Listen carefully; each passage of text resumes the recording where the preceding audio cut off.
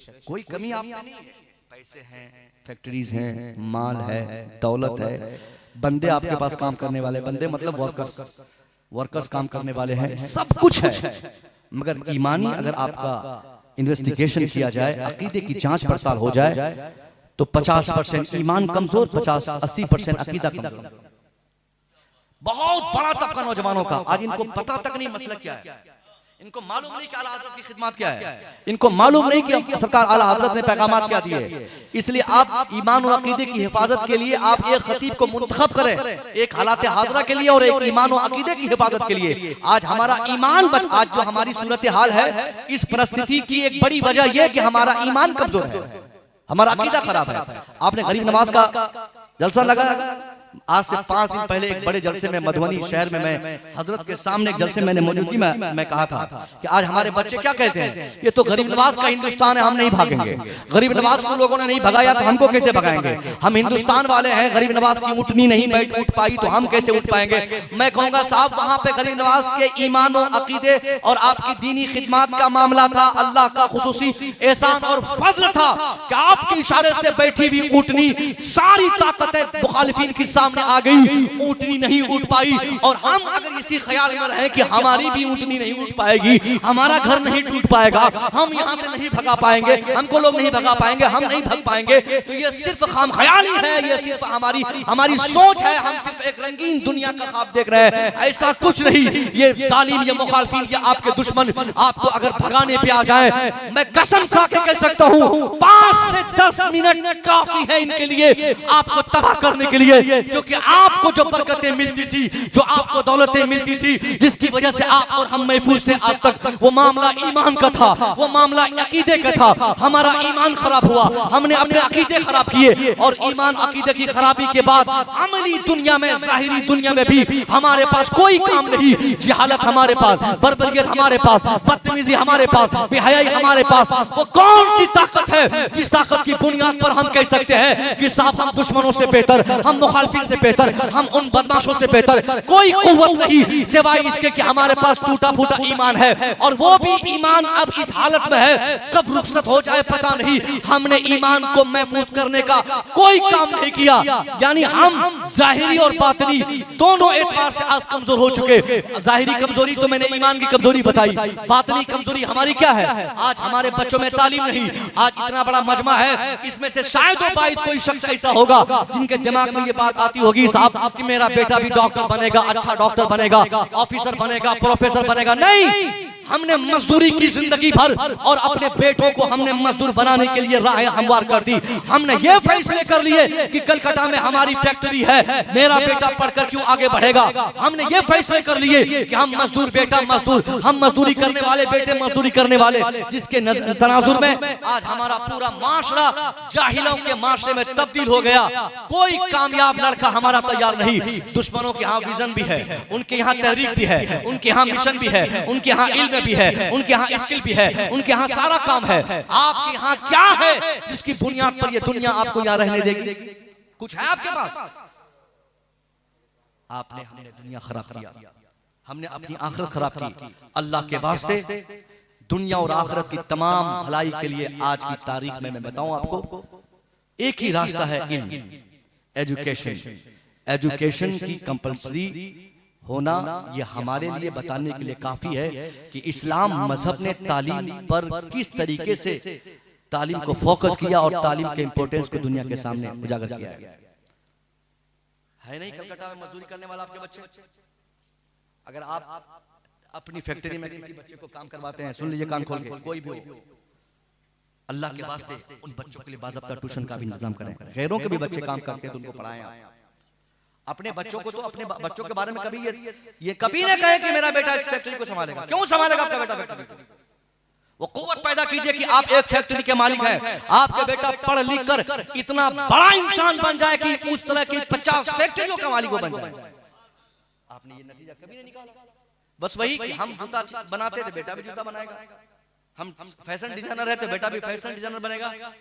ऐसे समाज आगे नहीं बढ़ता। आप इल्म को आगे बढ़ाइए। इल्म आपकी दुनिया की तरक्की के लिए भी जरूरी है और आखिरत की कामयाबी के लिए भी जरूरी है। बगैर इल्म के आपकी नमाज सही नहीं, बगैर इल्म के आपका रोजा सही नहीं, बगैर इल्म की आपकी आखिरत सही नहीं। इल्म आखिरत की कामयाबी के लिए भी जरूरी है और इल्म हमारी दुनिया की कामयाबी के लिए भी जरूरी है। जब से गाजी की ज़माने ने वफा। या फिर बेरोजगारी में मुसलमानों के बच्चे दुनिया भर में आपको घूमेंगे, अगर किसी एक जगह से उसकी दिलचस्पी खत्म हुई है तो दीनी जगह है, जहां दीन के मामलात हैं, दीन पर अमल कराने के लिए उलमा हैं, मदारिस हैं, खानकाह हैं। इन सब जगहों से यकीनन हमारे बच्चों की अब दिलचस्पी खत्म हो गई है या खत्म हो रही है।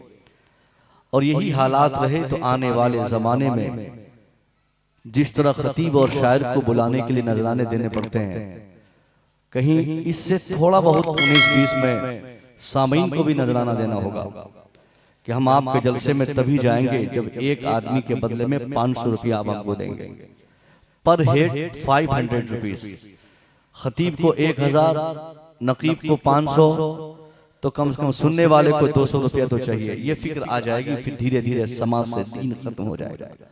जब दीन खत्म होगा, उरियानियत की हुकूमत होगी, बेहयाई की बादशाहत होगी, आप अपनी मर्जी के मुताबिक जिंदगी के तमाम कामयाबियों के रास्ते तय करेंगे, जिसके नतीजे में धीरे धीरे धीरे धीरे आप अपनी दुनिया और आखिरत दोनों तबाह कर देंगे।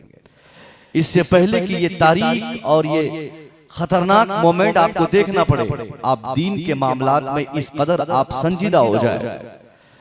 हमारे उलमा खानका में रहे, मदरसे में रहे, मकतब में रहे, जलसा में रहे, उलमा की नशिस्त का एहतराम हो, पता चले कि इमाम साहब, खतीब साहब, नकीब साहब, आलिम साहब कहीं आ रहे हैं, उनकी इज्जत इसी में है कि आप उनको आप सुने, उनसे पैगामात हासिल करें, उनके मैसेजेस पर अमल करें। क्योंकि एक आदमी जो दुनिया में आलिम की बात मानता है, यकीनन उन बातों पर अमल की बुनियाद पर अल्लाह उनकी दुनिया और आखिरत दोनों बना देता है।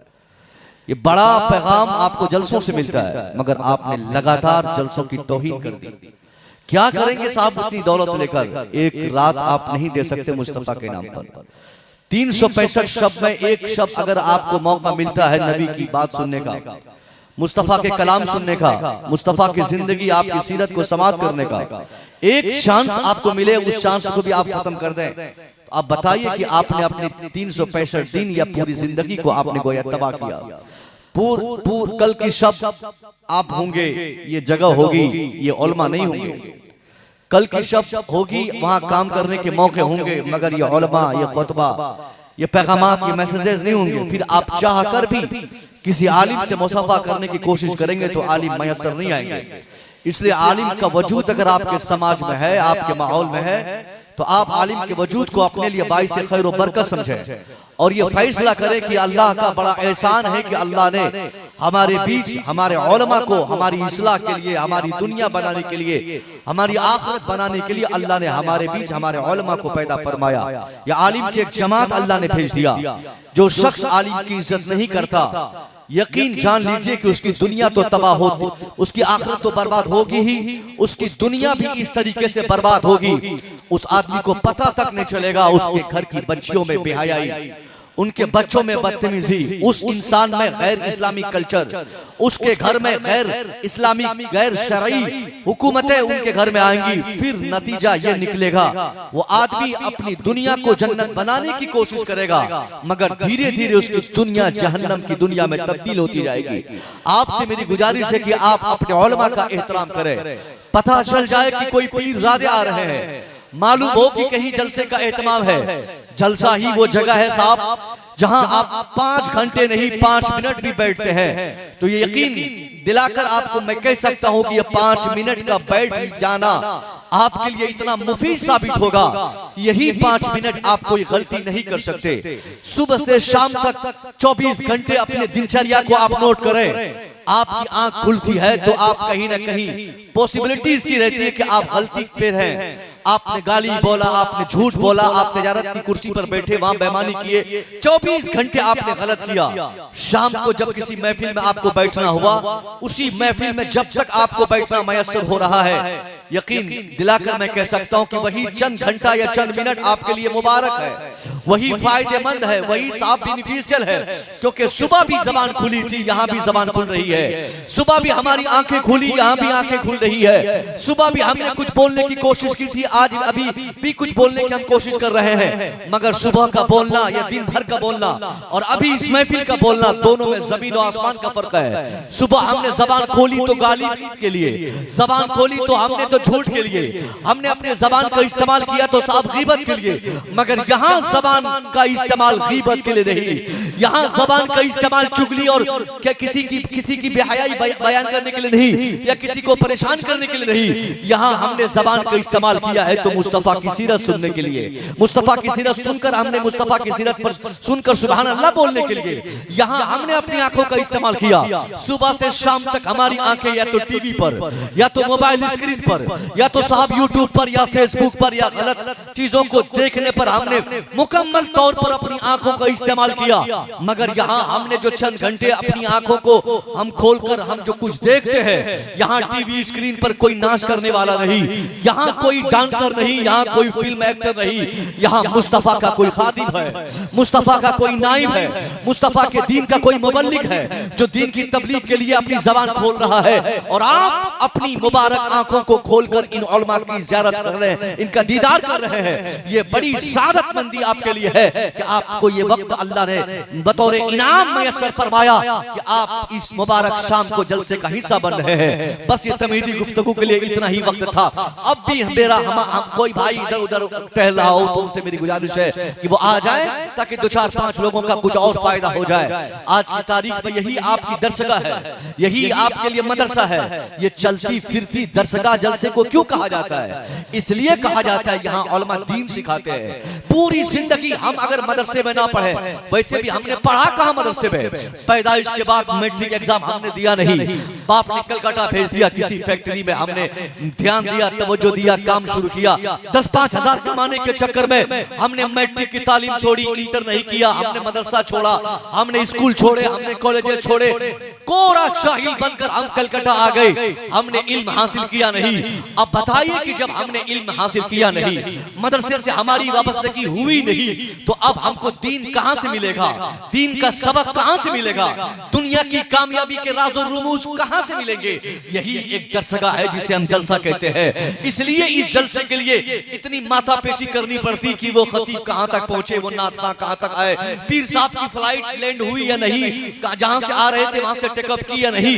इतनी सोबतों को कमेटी झेलती है ताकि दीन आम हो जाए। हमारे वो बच्चे जो आज की तारीख में फैक्ट्रियों में काम करने पर जोर देते हैं, जिन्होंने अपने मजहब के मबादियात का नॉलेज तक अपने दिमाग में नहीं रखा, जिनको अपने मजहबी बुनियादी चीजों की समझ तक नहीं, उनको बुनियादी बातों की अंडरस्टैंडिंग नहीं है, उन बातों को उनके दिमाग में पहुंचाने का वाहिद जरिया यही जलसा है, ताकि जलसे से बच्चों को दीन मिल जाए, बच्चों को सबक मिल जाए कि दीन दुनिया में कैसे रहना है और आखिरत की जिंदगी हमें कैसे गुजारनी है। क्योंकि आज की तारीख में मुसलमानों को सबसे शायद आज मुसलमानों को इन्हीं चीजों पर, इन्हीं मबादियात पर गौर करना है। हम भटक चुके हैं साहब, हम गुमराह हो चुके हैं, हमने आखिरत के रास्ते पर चलना छोड़ दिया है। हमारी अवाम के बेशतर हमने मजहब से, दीन से, शरीयत से हमने अपने आप को अलग करके एक हमने अपनी अलग दुनिया बना ली, जिसके नतीजे में 5 साल कलकत्ता में रहकर हम करोड़ों रुपया कमा तो लिए, मगर हमारे हाथ से हमारा दीन मुसलसल जाता रहा, मजहब जाता रहा, शरीयत जाती रही, कानून इस्लाम जाता रहा। कोई किसी को आज इस जमाने में अब बताने वाला नहीं। ये पूरी आबादी मुसलमानों की आबादी है। मैं इस मुस्लिम आबादी में जितने मसाजिद है, उन मसाजिद में अगर आज ही फजर की नमाज के टाइम पर मैं और हमारे ये मुकद्दस उलमा डंडा लेकर पहुंच जाए आपके घरों में, तो पता चलेगा इतनी आबादी में कोई मस्जिद ऐसी नहीं जिस मस्जिद की जिस मस्जिद में तमाम सब भर जाए और हमारे इमाम साहब कहेंगे साहब वाकई में नमाजी रहते नहीं। हमारे लोग जाएंगे नमाज के लिए ईद के मौके पर, नमाज के लिए जुमा के मौके पर, मस्जिद फजर के लिए खाली खाली, जोहर के लिए खाली, असर के लिए खाली, मगरिब के लिए खाली, इशा के लिए खाली। ये कौन सा इस्लाम आपने मानना शुरू कर दिया? इस्लाम में सिर्फ ये रोजा और जुमा और हज नहीं है। इस्लाम में सिर्फ ईदैन की बात नहीं है। जिस इस्लाम ने ईदैन को वाजिब करार दिया, जिस इस्लाम में जुमा की नमाज आप पर कंपल्सरी की गई, उसी इस्लाम में फजर की नमाज है, उसी इस्लाम में जोहर की नमाज है, उसी इस्लाम में असर की नमाज है। फैक्ट्री के बगल में मस्जिद, मस्जिद के बगल में फैक्ट्री, कोई मस्जिद में आने वाला नहीं। बहुत हद तक ये सुनने को मिला, फैक्ट्री का बॉस कहता है कहाँ गया था?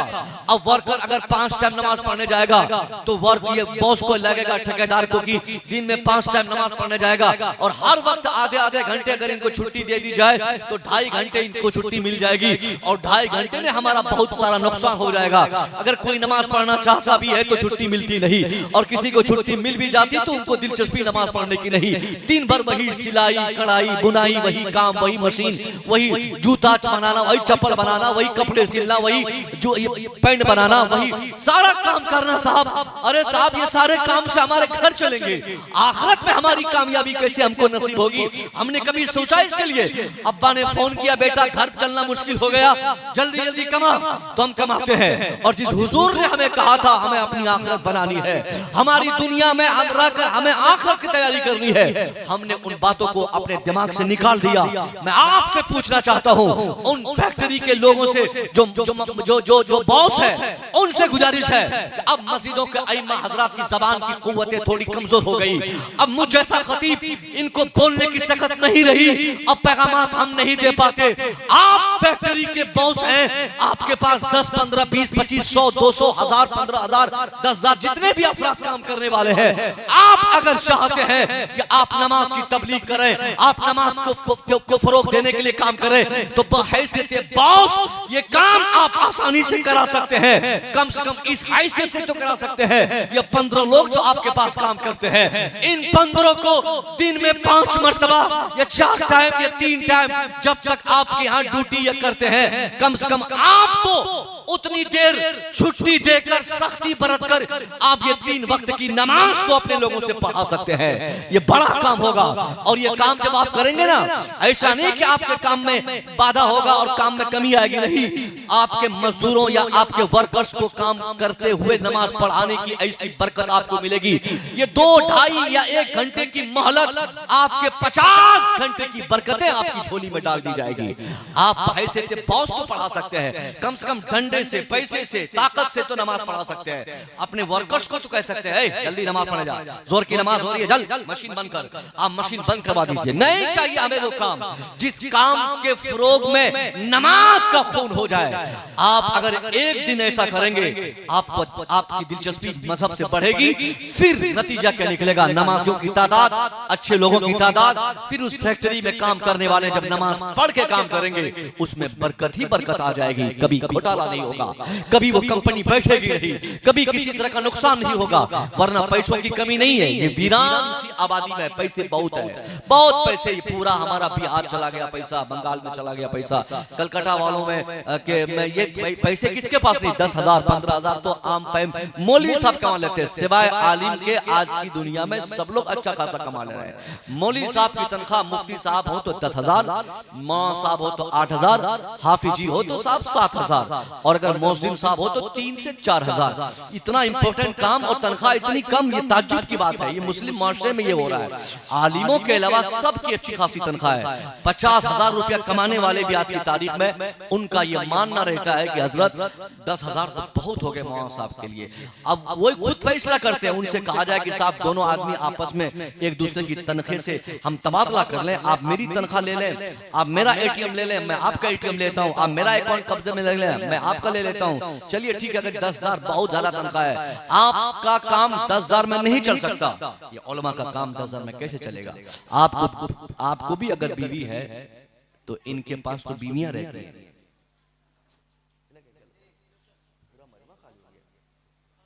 हमारे उलमा के पास अल्हम्दुलिल्लाह बीवियां रहती हैं। आप एक नहीं संभाल पाते हैं। इसी कलकत्ता में हमारे कई अहबाब ऐसे हैं, अल्हम्दुलिल्लाह अल्लाह ने उनको इतनी कुव्वत दी है जो 2 और 3 हो चुके हैं, 3 बार उनकी शादी हो चुकी, फरावानी दौलत की है, वो कुव्वत है, पैसे हैं, ताकत है, अल्लाह ने दिया, शादी हो गई। आपसे एक नहीं समझती, आपका 2 बेटा नहीं समझ पाता, 2 उल्लू का पट्टा। आपने क्या कहा? नहीं, हमको साथ योजना बनाना है, औलाद नहीं बढ़ाना है। औलाद बढ़ाएंगे मुसीबत आएगी। 2 बच्चे में आप परेशान, एक बेटा, एक बेटी, या 2 बेटा, या एक ही बेटा, उसी में परेशानी, उसी में दिक्कत। और ये मौलाना साहब को अल्हम्दुलिल्लाह 1-1 दर्जन बच्चे हैं, सब बच्चे पढ़ रहे हैं, अच्छे हैं, नमाजी हैं। अब उसमें क्या होता है, ज्यादा औलाद पैदा करने में खतरे कम होते हैं। एक बच्चा अगर बिगड़ भी जाए तो सुधरने के लिए 9 बच्चे बचे रहते हैं। 10 बच्चे किसी को हो, 5 बिगड़ जाए, 5 तो नेक बनेंगे। और जिसके पास एक ही हो वही शराबी निकल जाए, एक हो वही बदमाश निकल जाए, तो वो बाप जिंदगी भर रोता और तड़पता ही रहेगा कि साहब मेरा एक बेटा वो भी नालायक निकल गया। इसलिए औलाद की कसरत पर भी जो इस्लाम ने जोर दिया है, इसकी एक वजह यह भी है कि ताकि उससे हमारा दीन फैले, मजहब का काम हो। जितनी औलाद, जितने बच्चे, उतनी बरकतें, उतना काम, उतनी तहरीक। ये मेरा अलग टॉपिक है। आज मैं आपसे कहना चाहता हूँ कि आप अपने उलमा से दिलचस्पी लगाएं, उलमा के करीब बैठे, उलमा क्या कहते हो, उलमा के पैगामात क्या है, उनके इदारे क्या हैं, उनके इरादे क्या हैं, उनकी नीयत क्या है, उनका मिशन क्या है, उनका विजन क्या है, उनके इंटेंशन क्या है, उनके गोल्स क्या है।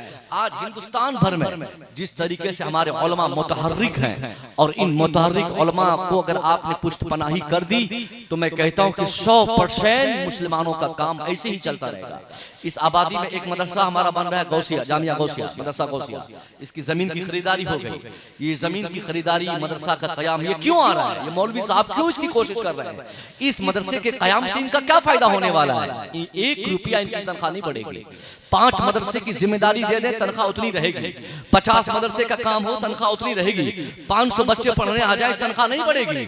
मगर फिर भी जमीन की खरीदारी से लेकर चंदा करने तक, चंदा करने से तलबा बुलाने तक, तलबा को पढ़ाने तक, सारी जिम्मेदारी को ईमानदारी से ये क्यों निभाते हैं? ताकि दीन बचा रहे, मजहब बचा रहे, दीनदारी बची रहे। फिर भी ये आवाम कहती है हजरत मदरसे से क्या होगा? What is given by madrasa, what is taught in madrasa, what is divided in madrasa, what is taught in madrasa. हमेशा ये सवाल किए जाते हैं, मदरसा बना के क्या होगा, मदरसा खोल के क्या होगा, मदरसा का कयाम क्या माना रखता, मदरसा क्या फायदा देगा। मैं आपसे इंसाफ चाहूंगा, आप अपने समाज में आप बताइए, ये जितने कॉलेजेस हैं, जितने स्कूल्स हैं, स्कूल में साहब एडमिशन फीस के नाम पर 1 लाख रुपया हम देते हैं। सरकारी तौर पर भी एक बच्चे के लिए उनको साहब मुराद मिलती है। गवर्नमेंट उनको बहुत तरह से फैसिलिटीज देती है। स्कूल में फैसिलिटीज गवर्नमेंट की, गवर्नमेंट का ताउन स्कूल के नाम पर, हुकूमत का ताउन स्कूल के नाम पर, हुकूमत की तमाम हिमायतें कॉलेजेस के नाम पर, हमारे टैक्स के पैसे जाते हैं वो सब स्कूल के नाम पर। वहाँ के असातिज़ा को तनख्वाह, अच्छी तनख्वाह मिलती, वहाँ पर पढ़ने वाले बच्चों के लिए रहने के बेहतर इंतजाम होते, वहाँ पर एसी का इंतजाम, वहाँ पर टाइल्स का इंतजाम, वहाँ वाटर प्यूरिफाइड पीने के लिए वहाँ रखे रहते। हर तरफ से पूरी दुनिया में जो स्कूल का निजाम आज है वो बिल्कुल फैसिलिटेड है और समाज की जरूरतों के तकमील के लिए हर लिहाज से वो फिट है। सबकी कोशिश रहती स्कूल बड़ा हो, कॉलेज बड़ा हो, स्कूल बड़ा हो, यूनिवर्सिटी बड़ी हो। और इस तनाजुर में हुकूमत ने पूरी झोली खोल दी। कोई 1000 करोड़ रुपया, कहीं की हुकूमत 2000 करोड़ रुपया एक रियासत में स्कूल चलाने के नाम पर दिए जाते हैं। ये सारी मुराद, सारी फैसिलिटीज, सारी ताकत स्कूल के नाम पे चली गई। मैं पूछता हूँ, जब सारी ताकत स्कूल के नाम पे चली गई, आपने कभी स्कूल वाले से पूछा, आपने कभी किसी मास्टर से पूछा, आपने कभी हेडमास्टर से पूछा कि जनाबे वाला 10 टीचर्स पढ़ाने वाले हैं, 80-80 हजार रुपया एक टीचर की तनख्वाह यहाँ पे मिलती है, और यहाँ पर पढ़ने वाले बच्चे, इनके लिए बस का इंतजाम, इनके लिए लाने का, ले जाने का, पोशाक, हर चीज की फैसिलिटी। फिर भी आपने कितनी कामयाब आपने अपने समाज को की और कितनी कामयाबी आपके यहाँ से सब बच्चों को मिली? जवाब मिलेगा कोई कामयाबी नहीं। 1000 स्कूल में पढ़ने वाले बच्चों में 2 बच्चे IAS बन जाए काफी है, 1 बच्चा डॉक्टर बन जाए काफी है, 1 इंजीनियर बन जाए काफी है। उसी 1 बच्चे का इंजीनियर बन जाना, उसकी तस्वीर को ये स्कूल वाले अपने गेट पर चस्पा करके उसके नीचे लिखेंगे IITN बैच 2013, 14, 15, 18 MBBS, MD, यानी जो डिग्री उनको मिली और उसके बाद जो कामयाबी मिली, कोई ऑफिसर बना, कोई प्रोफेसर बना, कोई IAS बना, अब उसको लेकर 5 नहीं 50 साल तक वो स्कूल इंतजामिया उसको ढोता रहता कि चलो भाई ये बच्चा हमारे यहाँ से पढ़ के गया और इनको कामयाबी मिली। मैं कहना चाहूंगा 10,000 में 2 कामयाबी क्या माना रखती, 10,000 में 2 बच्चे डॉक्टर क्या माना रखता। ये कामयाबी नहीं, ये स्कूल कॉलेज में हमको जाके पूछने थे। होना ये था कि इतनी सारी कुव्वत, इतनी सारी हिमायत जब स्कूल और कॉलेज के नाम पर पूरे समाज की हासिल है, हर घर में एक डॉक्टर होता, हर घर में एक प्रोफेसर होता, हर घर में एक IAS होता, हर घर में एक IPS होता। मगर नहीं, ये पूरा समाज जाहिलों के समाज में। ये कौन लोग हैं जो रिक्शा चलाते कलकत्ता में, ये कौन हमारे बच्चे जो आज मशीन चलाते कलकत्ता में, ये चप्पल सीने वाला, ये जूता सीने वाला, ये सरिया ढोने वाला, ये पुल बनाने वाला, ये खेत में काम करने वाला, ये रोड बनाने वाला, ये कौन बच्चे हैं? ये वही बच्चे हैं जिनके वालिदैन ने आज से 10 साल पहले किसी जगह कहा था कि मेरा बेटा डॉक्टर बनेगा, नहीं बन पाया। कलकत्ता भाग के आया, कोई रिक्शा चला रहा है, कोई मकान का काम करता, कोई चप्पल बनाता, कोई जूते बनाता, कोई रोड बनाता, कोई ईंट ढोता, कोई सरिया काटता। मगर अल्लाह की कसम, मदरसा वो पाकीज़ा जगह को, तालीमी जगह को कहते हैं जहां पढ़ने वाला कभी नाकाम नहीं होता। ये स्कूल है जनाब जहां 10,000 में 2 लोग कामयाब हो पाते हैं मुश्किल से। मगर मदरसे में कायदे से 2 साल कोई बच्चा पढ़ ले, उनको कभी चना नहीं बेचना पड़ता, उनको चप्पल नहीं बनाना पड़ता, उनको कभी माथा पेची नहीं करनी पड़ती, उनको रिक्शा चलाना नहीं पड़ता। मदरसे में 2 साल पढ़ने वाला, उसको ज्यादा मेहनत करने की कोई जरूरत नहीं। उनकी रोजी रोटी के लिए या उनकी दुनिया और आखिरत दोनों जगह की कामयाबी के लिए दुनिया भर के मदारिस और दुनिया भर की मस्जिदों की चटाई और मदरसों की दीवार पुकार के कहती है, टेंशन मत ले, तू आ जा मेरे पास, मेरा इमाम बन जा, दुनिया भी पाएगा, आखिरत भी पाएगा।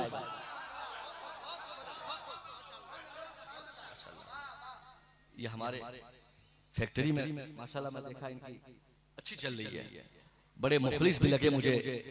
थोड़ी सी एक चूक कमेटी से क्या हुई, जितनी बड़ी चूक नहीं हुई उससे बड़ी माफी तलाफी माफी और माजरत हजरत ने जनाबे वाला ने चाहा। ये बहुत अच्छे इंसान है, ये इतनी बड़ी गलती हुई भी नहीं थी जितनी माफी आप मांग रहे थे, लेकिन ये अच्छाई आपकी है। मगर मैं कह रहा हूँ बहुत अच्छे इंसान होते हैं, उनको इस चीज का एहसास होता है कि हमने कहीं चूक किया। माशाल्लाह अगर ये नवाज रहे हैं उलमा को, ये बड़ी बात है, ये जान रहे हैं कि काम अच्छा हो रहा है। मदरसा क्या क्या देता है, एक सवाल है ना कि व्हाट इज गिवन बाय मदरसा, मदरसे से दिया क्या जाता है। ये टोपी आपके सर में, ये मदरसे का एहसान है। चेहरे पे दाढ़ी, ये मदरसे का एहसान है। नमाज के लिए मस्जिद भागना, चाहे ईद के मौके से हो या जुमा के दिन हो या फजर के, जोर के लिए हो, अगर आपके अंदर दीन जिंदा है तो ये दीन की हयात आपके कल्ब और अज़हान में, ये किसी और का एहसान नहीं, ये सिर्फ मदारिस का एहसान है। मदरसा हटा लिया जाए, आज दीन से आप अलग हो जाएंगे। मदरसे के कयाम इसलिए हमारे समाज में हमारे उलमा फरमाते हैं कि जल्दी जल्दी मदरसा कायम करो, क्योंकि जहाँ जितने मदारिस होते हैं वहाँ उतना दीन जिंदा रहता है, और जहाँ जिस तरह कमजोर मदारिस रहते हैं वहाँ का दीन का मामला वहाँ के लोगों का बहुत ज्यादा कमजोर होता है। फिर अर्केस्ट्रा नचवाना, झूठ बोलना, शराब पीना, बदतमीजी करना, बेहोदी करना, ये सब आम बात हो जाती है। अगर मदरसा रहेगा, जनाजा की तैयारी कौन करेगा आपके लिए? मदरसा ही नहीं रहेगा, कोई डॉक्टर जनाजा पढ़ाने नहीं आएगा। डॉक्टर ये कह सकता है he is no more, your father is no more, अब पिता चले गए, अब आपका बाप दुनिया छोड़ गया, आपका बाप अब जिंदा नहीं है। मगर अब इसके बाद जब जिंदगी का हर शख्स आपका साथ छोड़ दे, कोई आपका साथ देने को तैयार नहीं। जिस बीवी पे आपका फख्र था, जिस बीवी के चेहरे को देखकर आपने कहा था कि क्या चांद का टुकड़ा बीवी अल्लाह ने हमें दिया है, आपकी रूह आपके जिस्म से चली जाए, 5 घंटा एक्स्ट्रा वो बीवी को आप कहे कि साहब कोई कहे कि रख लो अपने हस्बैंड को, वो भी बोलेगी नहीं, ये कफन का पैसा लीजिए, जल्दी कफन का इंतजाम कीजिए, हमारे हस्बैंड को कब्र के हवाले कीजिए। एक अजीज जो आपका बेटा होता है या आप अपने बेटे के अजीज हैं, ये मोहतरम है, जिस तरह से प्यार एक दूसरे से आदान प्रदान होता है, फिर भी कोई 1 घंटा एक्स्ट्रा आपको रखना नहीं चाहता, कोई साथ देना नहीं चाहता। मगर उस परिस्थिति में अगर कोई किसी को तलाशता है तो वो सिर्फ एक इमाम को तलाशता है। इमाम साहब को फोन किया जाए कि साहब जनाजे का ऐलान हो जाए, इमाम साहब कहाँ है? अगर मदरसा ही नहीं रहेगा, जनाजा पढ़ाने वाला कोई नहीं आएगा, कोई होगा ही नहीं, फिर हमारी लाश रखी रहेगी और फिर चील कौवे खाएंगे हमारी लाश, जैसे दूसरे मज़ाहिब के में ऐसे मामला होते हैं। इससे पहले कि हमारे समाज में हम इस तरह गुम हो जाएं हम अपने मदरसे को मजबूत कर दें। यह मदरसा मजबूत कैसे होगा? सब लोग बोलते हैं मदरसा मजबूत करने के लिए। ये मदरसा मजबूत चंदे से नहीं होगा। वो कौन सा चंदा? ज़कात के पैसे से तो बिल्कुल नहीं होने वाला। उलमा कराम से तवज्जो। ये हमारी आवाम जो है ना, मुबारक भाई, इन लोगों को बता दिया गया है कि चंदा दो मदरसे में, चंदे के नाम पर ये लोग ज़कात फितर देते हैं। ज़कात किसने कह दिया आपको कि ज़कात मदरसे में देना चाहिए? अरे भाई, ज़कात के लिए गरीब, गुरबा, मिस्कीन, मुसाफिर, ये सब लोग हैं। इब्न सबील के तनाजुर में हम लोग, जब आप लोग नहीं दे पाते तो हम लोग मदरसे की सूरत निकाल के बोलते हैं कि पैसे को मदरसों में दो, फिर उसको कन्वर्ट करा के हम लोग यहाँ पे जायज कर देते हैं उस पैसे को। मदरसों में आप अपना निजी पैसा देना, ये मजहब का मामला है। आपकी गैरत मर चुकी है। कैसी सोच आप रखते हैं? मुस्तफा की हदीस जिस दरसगाह में पढ़ाई जाए उसको आपने ज़कात के हवाले छोड़ दिया, खैरात के हवाले कर दिया, उसको आपने मिस्कीनी और मुफलिसी और मोहताजी के हवाले कर दिया कि ज़कात की रकम जो वाजिब देना है हमारे ऊपर वही हम देंगे, एक्स्ट्रा नहीं देंगे। यही तो कज फिक्री है, इसलिए मदरसे आगे नहीं बढ़ पा रहे हैं। कॉलेज आगे बढ़ गए क्यों? क्योंकि आपके बच्चों की स्कूल की फीस के नाम पर वहां पर 1 लाख रुपया डोनेशन में आपने दे दिया, 5 लाख रुपया आपके सालाना लग गए। 5000 रुपया अगर आपको मदरसे में देना हो तो नानी मरेगी। आप बोलेंगे हजरत ज़कात के पैसे बचे ही नहीं, मैं कहां से दूंगा? तो आपको मैं बता दूं कि सिर्फ ज़कात नहीं, आप निजी पैसा देना, अपना पैसा निजी पैसा देंगे, मदरसे की अजमत और आपके दिल में पैदा होगी।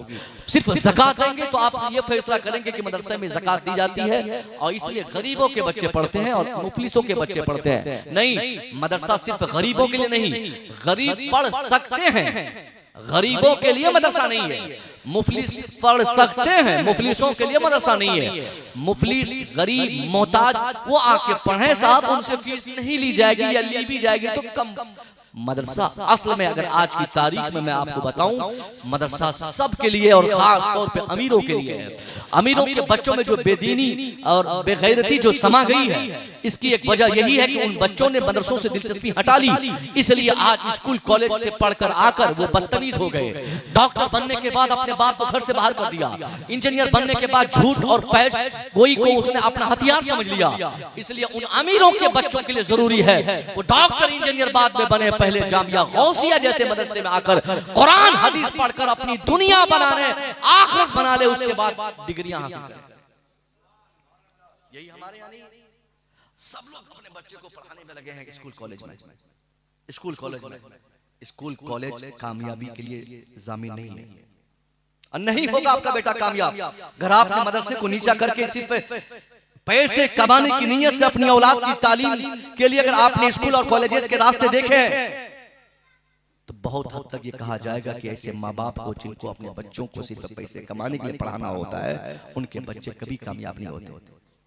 अगर पैसे कमाने के मामलात में कामयाब वक्ती तौर पर हो भी गए तो माँ बाप के वो अच्छे बच्चे नहीं बन पाते। ये ओल्ड एज हाउसेस किनके लिए खुले? इधर कलकत्ता में खुला कि नहीं ओल्ड एज हाउस? अल्लाह समद, ओल्ड एज हाउस, बूढ़ों का घर। सब बूढ़े तैयार रहिएगा सुनने के लिए, जाने के लिए नहीं कह रहा हूं, सुनने के लिए तैयार रहिएगा। अल्हम्दुलिल्लाह ये चीज हमारे यहाँ नहीं है। वो ओल्ड एज हाउसेस खुले हैं, मगर ओल्ड एज हाउस में जो बूढ़े आज हैं उनमें से आज तक ये शिकायत नहीं मिली है कि किसी मुसलमान बच्चे ने अपने माँ बाप को वहां रखा हो। ये तो हमने नहीं सुना, लेकिन डर है साहब, खदशा है। पहले बुराई वहीं आती है, वहां से फिर हमारे यहाँ आ जाती है ना। हल्दी की रस्म उन लोगों ने शुरू किया था, आज हमारे यहाँ। जहेज उन लोगों ने आगाज किया था, आज हमारे यहाँ। बेहयाई वहां थी, आज हमारे यहाँ। बदतमीजी वहां थी, आज हमारे यहाँ। शराब वहां थी, आज हमारे यहाँ। तो सारे रसूमात और खुरफात उनके यहाँ थे, मगर वो लोग जब थक गए अमल करते करते तो फिर हम लोगों ने मुस्तार लिया उसे और अपने समाज में इस तरीके से उन गलत रसूमात पर हमने अमल करना शुरू किया, गोया ऐसा मालूम पड़ता हो कि मुसलमानों का ही की रिवायत है और मुसलमानों का ही रिवाज है और मुसलमानों की ही इस्लाम मजहब ने इसको इसको कुछ दिया हुआ है। इसलिए डर इस बात का है, जिस तरह हमने जहेज को लिया, जिस तरह बेहयाई को लिया, जिस तरह ऑर्केस्ट्रा को लिया, जिस तरह फहशगोई को लिया, जिस तरह बदतमीजी को लिया, जिस तरह हमने हल्दी की रस्म और रिवाज को लिया, जिस तरह हमने बदतमीजी को हमारी बेटियों ने लिया, मुमकिन है आने वाले 10-5 साल में ये ओल्ड एज हाउस में हमारे बूढ़े भी डाल दिए जाए, और बहुत हद तक डाल दिए भी जाएंगे, क्योंकि हमारे बच्चों को दीन नहीं पता है, हमारे बच्चे दीन नहीं सीखे हैं, मजहब के ताल्लुक से मालूमात नहीं है, माँ बाप की अजमतें क्या होती है इसका इल्म उनको नहीं है। जो बच्चा वालिदैन के ताल्लुक से ज्यादा नॉलेज नहीं रखेगा, डिग्री आ जाएंगी, डॉक्टर बनेगा, पैसा कमाएगा, बाप को ओल्ड एज हाउस में छोड़ देगा। इसलिए डर लगता है कि कहीं हमारे वो बच्चे जो आज डॉक्टर बनना चाहते हैं, उसको उनके वो बच्चे अपने माँ बाप को जाके ओल्ड एज हाउस पर रख देंगे। हमारे बच्चे कब नहीं रखेंगे? जब हम उनको दीन सिखाएंगे। दीन हमारे बच्चे कब सीखेंगे? जब हमारे बच्चे मदरसे में पढ़ेंगे। अभी मैं आया तो मुफ्ती साहब के पास ये 2-4 बच्चे पढ़ रहे थे, ये बच्चे होंगे, ये बच्चे 3 साल ये बच्चे पढ़ेंगे, कुरान शरीफ खत्म, कहानी खत्म, उसके बाद कहां पढ़ेंगे? या तो पढ़ाई छोड़ देंगे, और अगर पढ़ना भी होगा तो स्कूल और कॉलेज में पढ़ेंगे।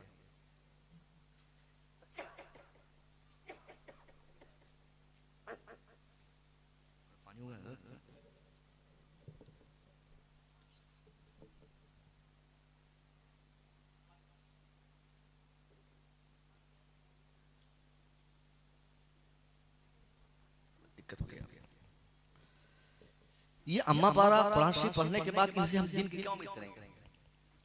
कुरान शरीफ तक पढ़ना ये दीनदारी है, मगर इन बच्चों को आगे पढ़ाने के लिए हमको और गंभीर होना पड़ेगा। कुरान शरीफ अगर हमारे बच्चों को याद है तो उनके बच्चों को भी, गैरों के बच्चों को भी याद है। कलमा वो भी पढ़ लेता है, टीवी एंकर को देखते हैं ना, ला इलाहा इल्लल्लाह का ट्रांसलेशन इंग्लिश में, हिंदी में, अल्लाहु अकबर, अल्लाह सबसे बड़ा है, ये सब आखिर ये अंदर की बात उन लोगों को बताता कौन है? ये तर्जुमे कौन बताता है? इस्लाम के मबादियात के हवाले से उतनी गंभीर बातें उनको मालूम है कि हमारे बच्चों को मालूम नहीं है। तो कुरान की सूरतें याद कर लेना ये काफी हमारे लिए नहीं है। अगर आप इनके वालिदैन हैं और मकतब में ही अपने बच्चों को आपने पढ़ाना सिर्फ जरूरी समझा है, तो ये मकतब की तालीम आपके बच्चों के लिए काफी नहीं है। कम से कम 2-4-5 साल आप कुरान के तराजीम पढ़ाएं, कुरान का मफहूम उनके दिमाग में उतारे, इस्लामी जो कवानीन है वो उनको सिखाए।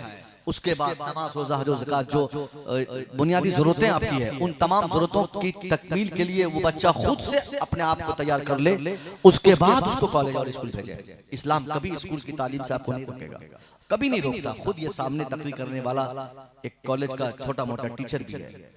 मैंने कभी कॉलेज में बाज़ाब्ता तालीम हासिल नहीं की, मदरसे में पढ़ा और सारी कामयाबी है। आप लोग कहते हैं कि मदरसे में बेटा पढ़ लेगा तो क्या खाएगा? ओ हज़रत, क्या खाएगा, क्या पहनेगा? और फिर वही बोलते हैं कि मौलाना साहब बहुत खाते हैं। दूसरे मौलाना को देखकर बोलता कि बहुत खाता है, मोटा गया है, तुंद निकल गया। और अपने बेटे पे आप बात आए कि भाई तुम भी पढ़ाओ बेटे को मदरसे में, तो बोलता नहीं, क्या खाएगा, भूखे मरेगा। बोला क्या पहनेगा? फिर मौलाना साहब का जुब्बा छू के बोलता है क्या रुपया मीटर कपड़ा लिए? कहाँ पे आपको ये कपड़ा मिल जाता है? ये टोपी बरका दी आपने कहा, 800 रुपया की टोपी हमारे मुबारक भाई पहने हुए, 600, 700, 800 टोपी। आप में से किसी के पास है इतनी कीमती टोपी? आप करोड़पति होंगे, ये तौफीक नहीं है, अल्लाह ने छीन लिया आपसे। ये आलिम बनने की बुनियाद पे अल्लाह हाई फाई लीलन कपड़े जो 2200 रुपया मीटर मिलते हैं, 2500 रुपया, वो आप कभी नहीं पहन पाते। आपकी मस्जिद का इमाम जो 10,000 रुपया महीना तनख्वाह पाते हैं, उनके पास 10-10 जोड़ी लीलन कपड़े रहते हैं। ये तौफीक है साहब। अगर आपने ये फैसला कर लिया कि मेरा बेटा आलिम बनेगा तो क्या खाएगा, तो आपने गलत फैसला किया। आप ईमानदारी से बच्चे को पढ़ाइए, आपका बच्चा न सिर्फ आपके बच्चे आजादाना तौर पर दुनिया में रहेंगे, बल्कि आलिम बनाने की बुनियाद पर आपकी जिंदगी भी आजाद हो जाएगी, तमाम मसाइब व आलाम से आप पाक रहेंगे। ये गुजारिश आपसे इंशाअल्लाह ये मदरसा जो आपका बन रहा है जामिया गौसिया, इसकी बुनियाद की जरूरत, बहुत सख्त जरूरत महसूस की गई है। यहाँ आप मुख्तसर है, धीरे से बोल रहा हूं, और यहाँ पे तबलीग का एक ही सहारा आपका जामिया होगा। इस जामिया के लिए चंदा के लिए आपको 24 घंटा तैयार रहना होगा। शुरुआती 2-4-5 सालों में आपको निजी तौर पर 50,000 रुपया अगर आप एक साल एक फैक्ट्री वाला किसी मदरसे में दे देते हैं, मौलवी साहब, मुफ्ती साहब ये मदरसा ले यहाँ से नहीं जाएंगे। ये इलाका आपका है, ये आबादी आपकी है, यहाँ से जुड़े आप हैं। मदरसे की दीवार, मदरसे का ईंट 24 घंटा आपके लिए अल्लाह से ये मुतालबा करेंगे कि अल्लाह इस शख्स ने तेरे हबीब के की दरसगाह के कयाम के लिए इतनी कुर्बानियां पेश की, अल्लाह इसने दीवार खड़ी की, इसने पैसे दिए, ये अल्लाह इनकी परेशानी को तो दूर फरमा दे, तब जाकर ये मदरसा बनेगा। और जैसे मौलाना साहब आपके चंदा के लिए आएंगे, नाक फुलाएंगे, मुंह फुलाएंगे, आंख फुलाएंगे और कहेंगे कि हजरत चले आते हैं चंदा करने के लिए। अगर ये चंदा करना छोड़ दें हमारे उलमा, तो आपका दीन आपके समाज में ही आपके लिए अजनबियत का शिकार हो जाएगा। हाँ बोलते हैं, अभी बोलते रहेंगे, हमको कोई दिक्कत नहीं है। मैं तो अभी तमीदी गुफ्तगू कर रहा हूँ।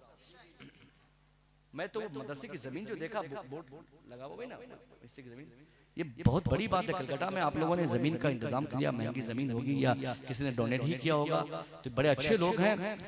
अब इसमें इमारत तामीर हो सकती है, शानदार मदरसा बन सकता है। बाहर के बच्चे पढ़ाइए, घर के बच्चे पढ़ाइए, हिफ्ज के बच्चे पढ़ेंगे, आलमियत के बच्चे पढ़ेंगे। क्या करेंगे आप पैसे लेकर इतने? कुछ नहीं होने वाला। आपका घर 5 साल के बाद बनेगा, मदरसा 2 साल में तैयार होना चाहिए। आप अपने मकानात बाद में बनाए, मदरसा आपका पहले बनना चाहिए। क्योंकि जो लोग मदरसे बनाते हैं और मदरसे पे तवज्जो देते हैं, बहुत हद तक उनको दीन से ऐसी मोहब्बत आ जाती है, दीन से जुड़ जाता है, वही दीनदारी पर उसकी मौत होती है, उसकी दुनिया भी कामयाब होती है, आखिरत भी कामयाब रहती है।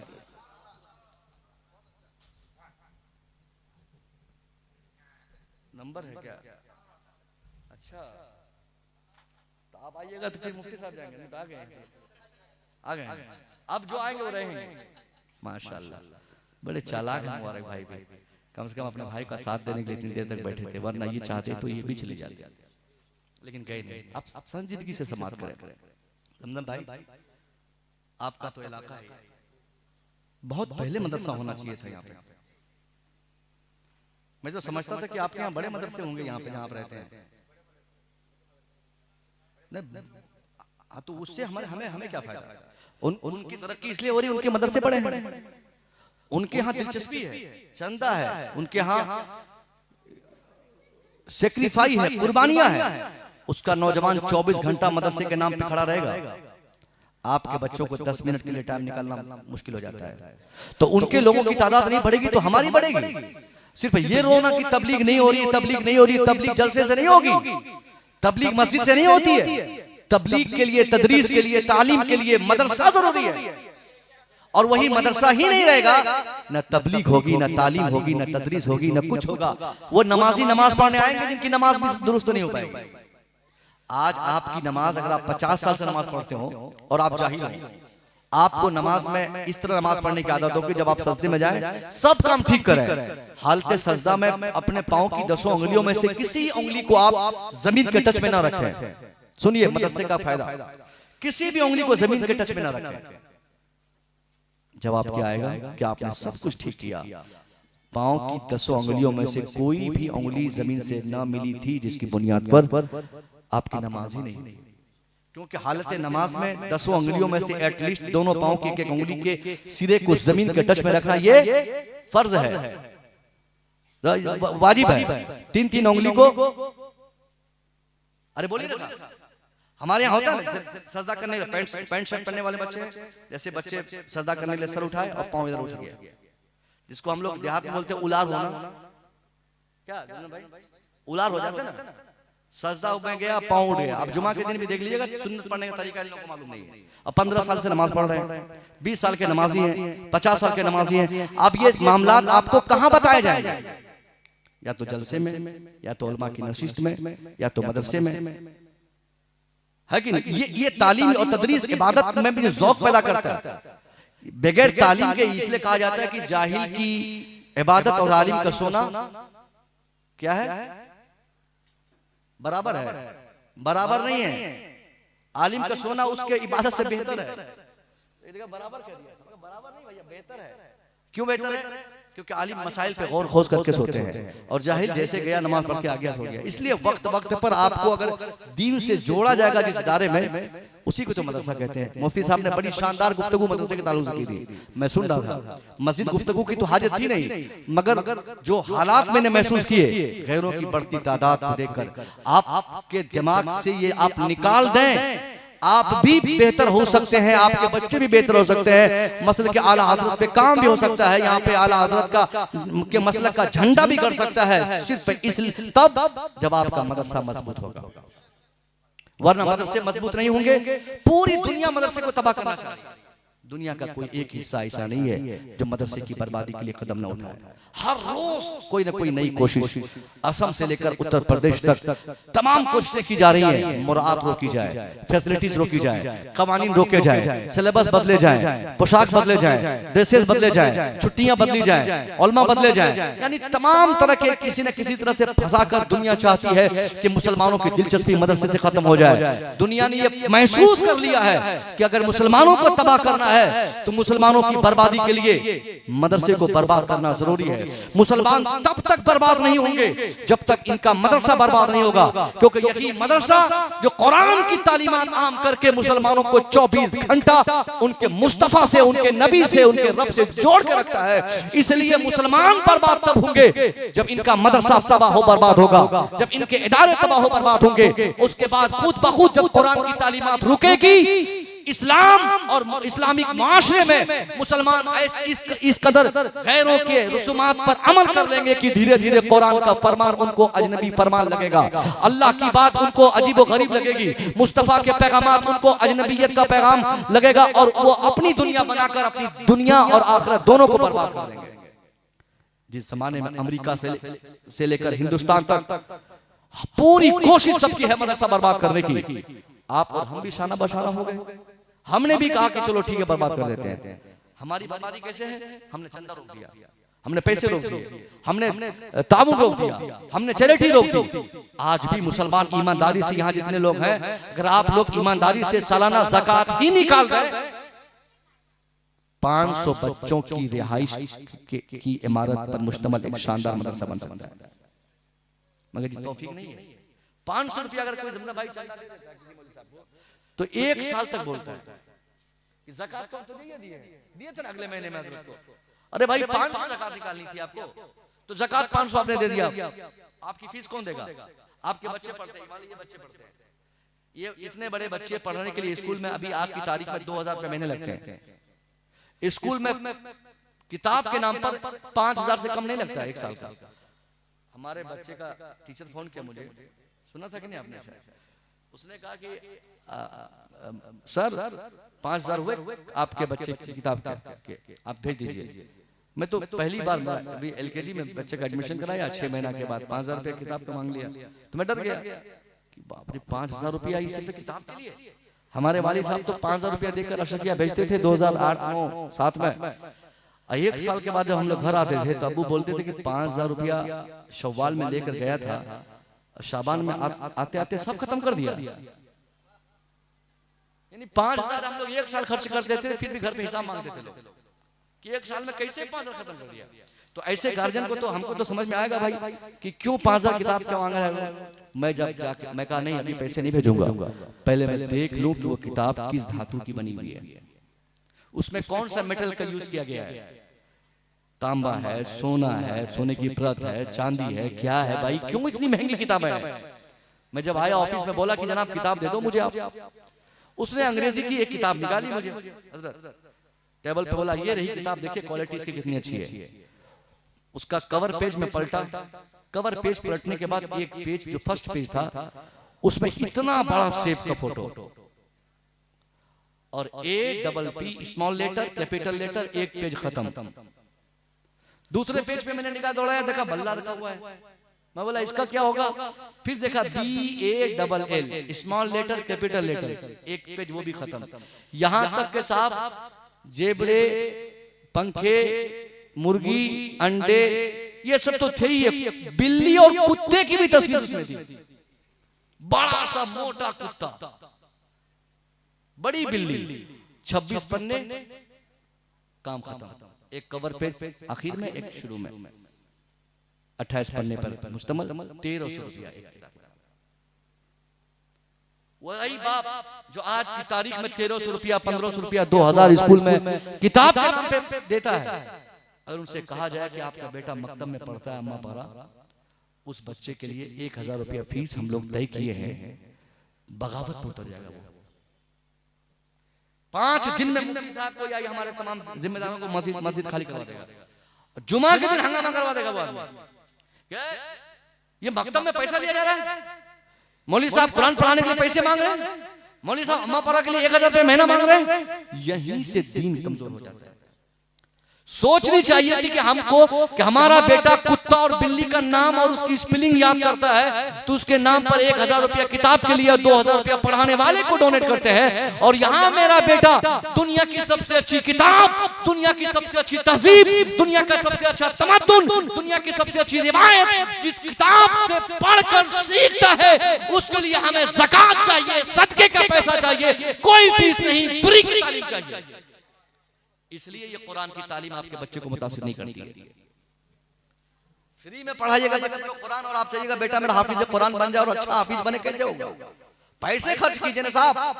इंजीनियर बनाने के लिए बाप कितना खर्च करता है? 10 लाख, 15 लाख, 20 लाख, 1 करोड़ रुपया। डॉक्टर बनाने के लिए 1 करोड़ रुपया, तब जाकर उसका बेटा 50,000 रुपया झूठ झाट बोलकर तब महीना कमा पाता है। या पूरी जिंदगी हाफिज बना दे बेटे को, 5000 रुपया कोई बाप से पूछ के दिखाइए कि मदरसे में दिया हो पूरी जिंदगी में, क्या नहीं देते लोग।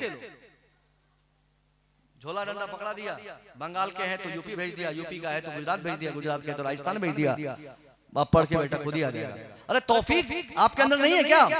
कुरान आपका बेटा जहां सीख रहा है, पढ़ रहा है, पढ़ा रहा है, आपको तो खुद ऑफिस में जाकर कहना चाहिए, हजरत ये मेरी तरफ से 10,000 रुपया मेरे बेटे की फीस के नाम पर आप लें और इसकी इमारत पे खर्च करें।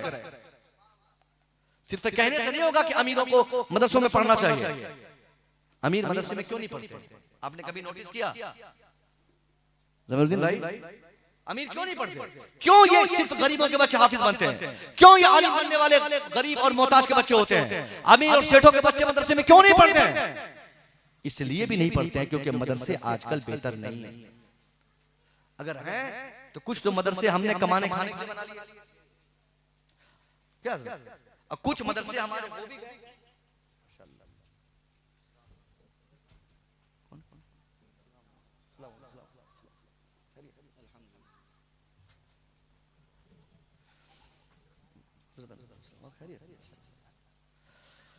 हमारे मदरसे इसलिए कमजोर हो गए कि हमने अपने मदरसों को 200 बच्चे पढ़ने वाले एक टॉयलेट, 200 बच्चे पढ़ने वाले उसमें एक बाथरूम, और मदरसे के रूम में घूम के जाके देखिए कहीं अगर इत्तेफाक हो आपको, पंखे साहब चलते हैं, ऐसा चलते हैं कि मालूम पड़ता है इसमें हवा ही नहीं है।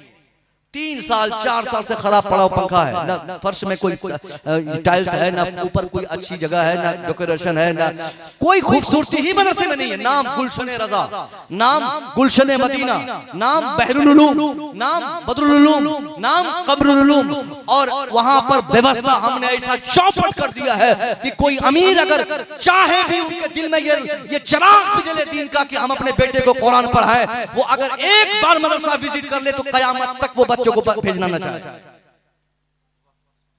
और फिर हम ऐलान करेंगे हजरत अमीरों को बोलिए ना मदरसे से दिलचस्पी रखे, नहीं पढ़ेगा वो अमीर। वो उसका बेटा एसी रूम में पैदा हुआ है, लाइट और पंखे और एसी और एयर कंडीशन रूम में उसने आंखें खोली है, उसको कभी मच्छर से मुलाकात नहीं हुई। वो नाश्ते में पराठे और अंडे खाता है, वो तीनों टाइम अच्छे भोजन करता है। और वो बच्चे आपके मदरसे में अगर आपके आएंगे 5 घंटे नहीं पढ़ेंगे, भाग जाएंगे वो।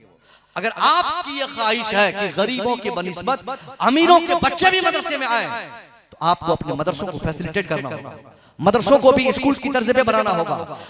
यह हक है मदरसे वालों को, कुरान पढ़ने वालों को। जब कुत्ता बिल्ली के नाम याद करने वाला, रटने वाला जब बाज़ाब्ता एसी में पढ़ता है, एसी में रहता है, बस में आता है, बस में जाता है, ड्रेस में रहता है, उसकी फैसिलिटीज होती है, तो कुरान जहां पढ़ता हो, कुरान जहां पढ़ाया जाता हो, उस कुरान पढ़ने वाले का भी हक है कि उस दरसगाह को भी हम मुज़य्यन कर दे टाइल्स से, उस दरसगाह में भी एसी लगा दे, वहां भी वाटर फ्रीजर मशीन लगा दे, वहां भी पंखे से सजा दे, वहां भी डेकोरेट वो माहौल कर दे, तब जाकर ये हालात बदलेंगे कि आज जो अमीर अपने बेटे को कॉलेज भेज रहा है वो तौबा करेगा, वो कॉलेज में बाद में भेजेगा, पहले जामिया गौसिया में भेजकर अपने बेटे को हाफिज कुरान बनाएगा, बाद में डॉक्टर और इंजीनियर बनाएगा। जब तक अमीर नहीं पढ़ेगा ना मदरसे में, जब तक अमीरों के बच्चे नहीं पढ़ेंगे तब तक 100% तबलीगी काम आगे नहीं बढ़ सकता। ये भी आप एक हकीकत मान लीजिए, हम गरीब हैं, हमारा इमाम गरीब है, गरीब को उसकी गुर्बत एक बहुत बड़ी मुसीबत रहती है।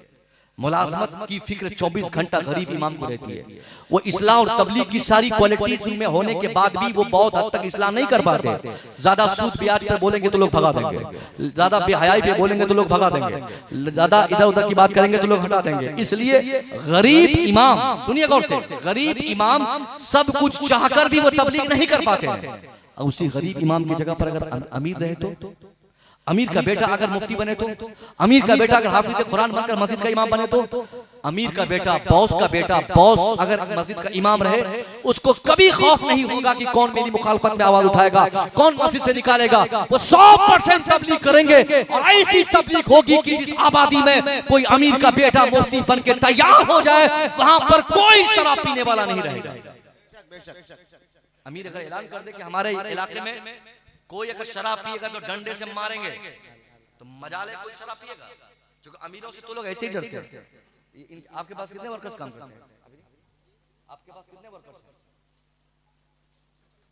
माशाल्लाह 40 लगभग 30-40 लोग काम करने वाले। इनका एक वर्चस्व होगा, इस तरह आप में से भी कोई होंगे उनका एक वर्चस्व होगा, जिनके पास अफराद है, जिनके पास जमात है, जिनके पास बैंक बैलेंस है, जिनके पास ताकत है, जिनके पास दौलत है, जिनको शोहरत हासिल है, ऐसे लोगों का असर और रुसूख समाज में होता है। और ऐसे लोग जब अपने बच्चों को इल्म दीन से जोड़ते हैं, उनके बच्चे जब बाहर आकर तबलीग करते हैं तो उनको कोई खौफ नहीं होता।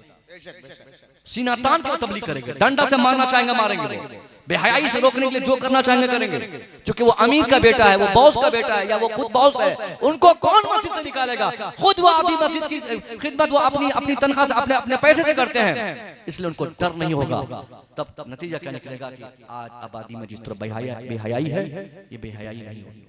अल्लाह के वास्ते आप अमीरों से, आप पैसे वालों से मेरी गुजारिश है कि आप अपने एक बेटे को कम से कम आप डोनेट करें। दीन की तालीम सबको दें, मगर एक बेटे को खालिस आलिम दीन आप बनाएं।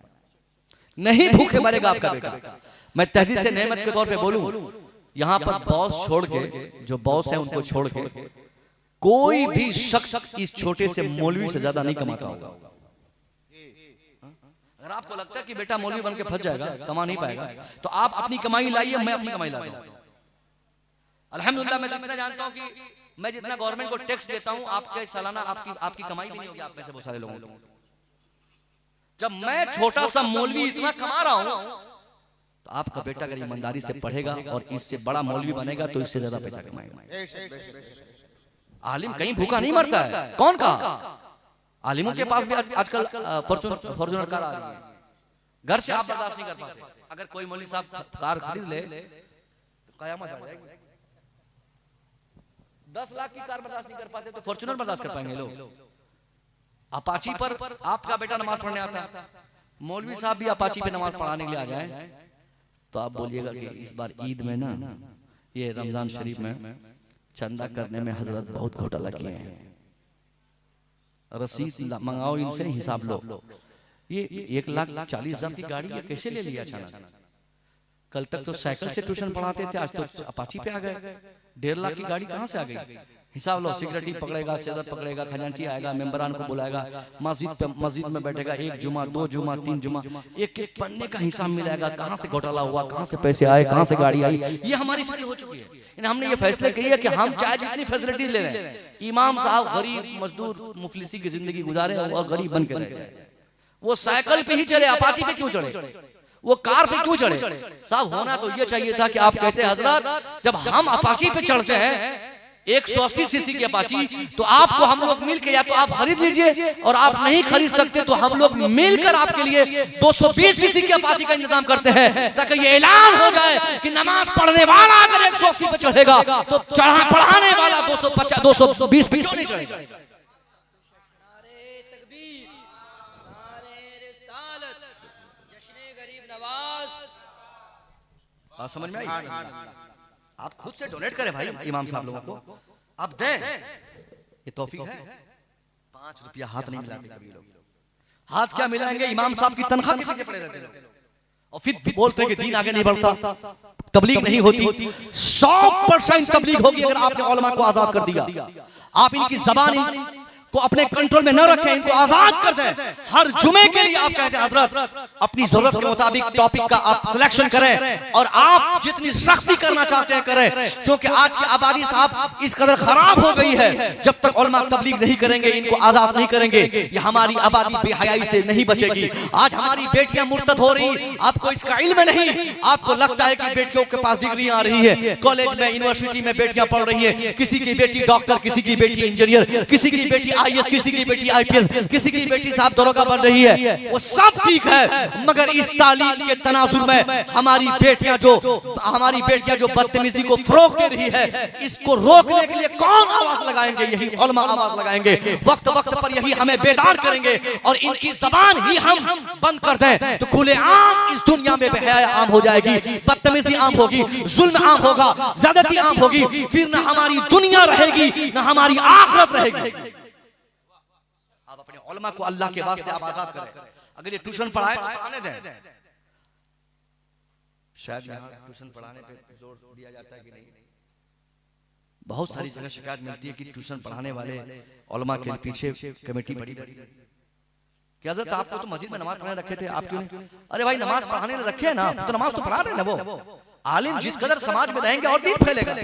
ये क्या आपने कानून बना दिया कि आप कहीं नहीं जा सकते, कहीं नहीं बैठ सकते, किसी से बात नहीं कर सकते, सिर्फ मस्जिद में बैठ कर रहेंगे? नहीं, आलिम के लिए कहा गया कि कम से कम हफ्ते में एक बार वो बाजार का चक्कर भी लगाए, ताकि देखे हालात को समझे कि क्या हो रहा है। आज किस चीज की जरूरत है?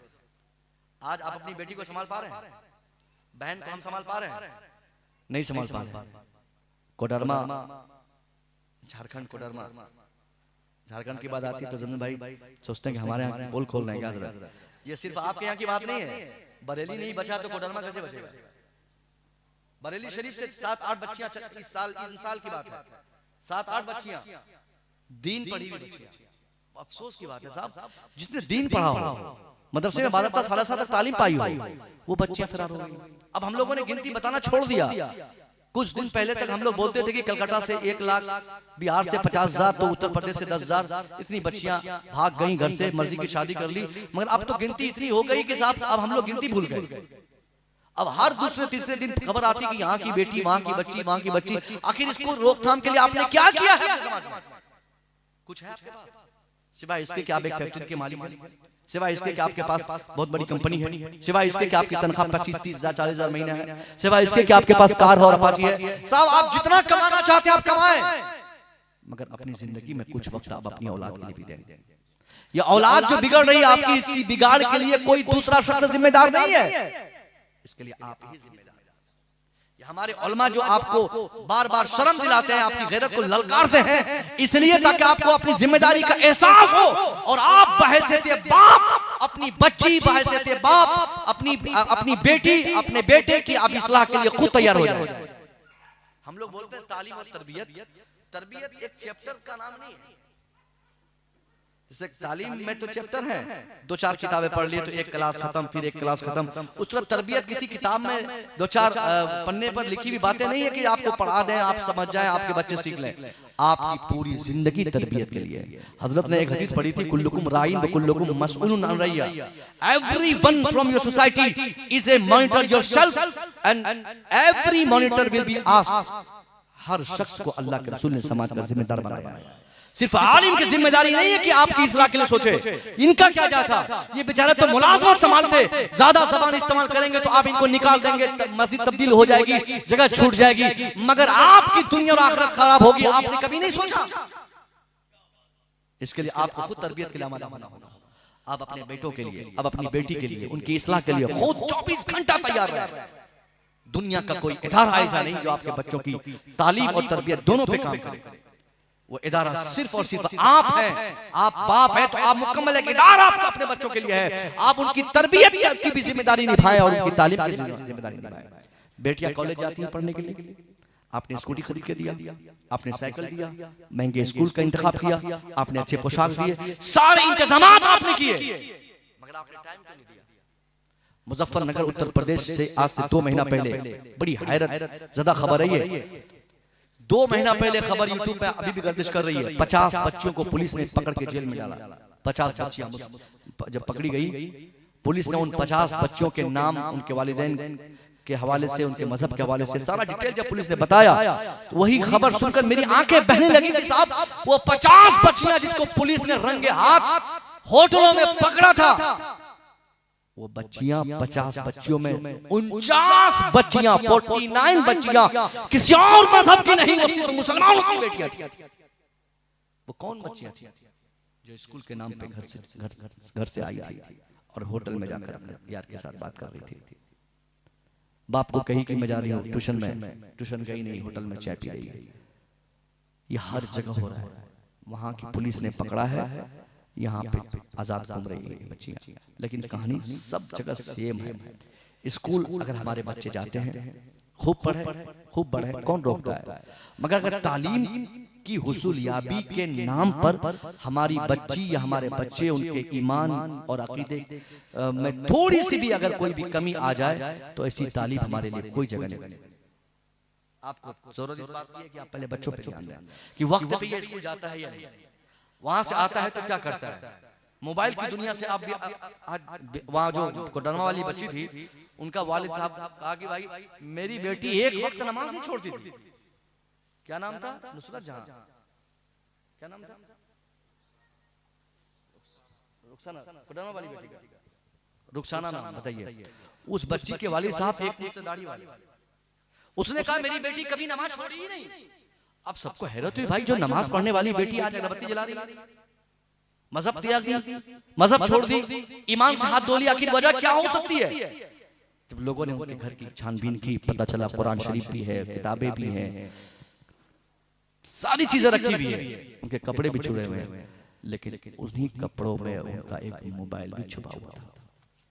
और उस मोबाइल में एक एप्लीकेशन इंस्टॉल्ड था जिसके जरिए वो अपने फ्रेंड से बातें करती रहती थी। आपको लगता है कि आपकी बेटी महफूज है? आप एक मोबाइल पकड़ा दीजिए,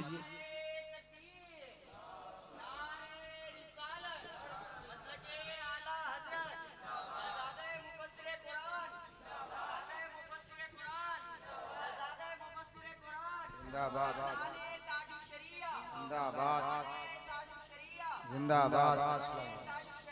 जिंदाबाद, नारे तकबीर, नारे रिसालत, मसलके आला हजरत, नबीर आला हजरत, नबीर आला हजरत हुजूर सिमनानी मियां साहब क़िबला।